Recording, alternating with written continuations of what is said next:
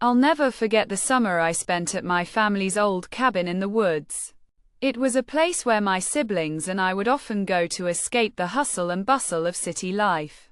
The cabin was surrounded by dense forest. And at night, the only sound you could hear was the crickets and the occasional hooting of an owl.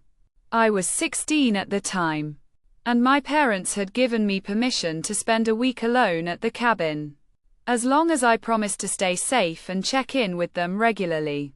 The first few days were uneventful, and I spent most of my time hiking, fishing, and reading.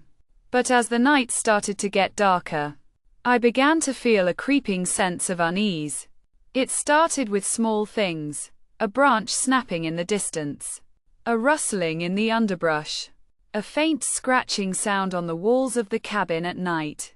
At first, I dismissed it as the usual forest noises. But as the occurrences grew more frequent, I couldn't shake the feeling that something was watching me. I tried to stay indoors at night, but the cabin's old wooden beams would creak and groan, making it sound like someone was walking around outside. One night, I decided to investigate the strange noises. I grabbed a flashlight and stepped out into the darkness.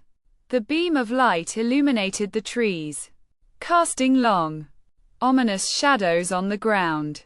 As I walked deeper into the woods, the silence was oppressive, and I felt like I was being pulled towards something. Suddenly, I heard a low, guttural growl. It was a sound I had never heard before, and it sent shivers down my spine. I froze, my heart pounding in my chest. The growl seemed to come from all around me, and I couldn't pinpoint its location. I tried to shine my light in the direction of the sound, but it was too faint. I stood there for what felt like an eternity, my senses on high alert. And then, I saw it, a pair of eyes, glowing in the darkness.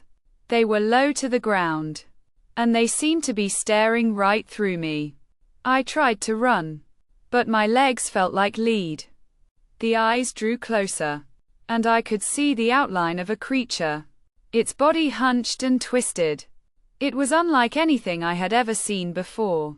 The creature began to move towards me, its eyes fixed on me with an unnerving intensity. I was paralyzed with fear, unable to move or speak. And then, everything went black. When I came to, I was lying on the forest floor, my head throbbing with pain. The creature was nowhere to be seen.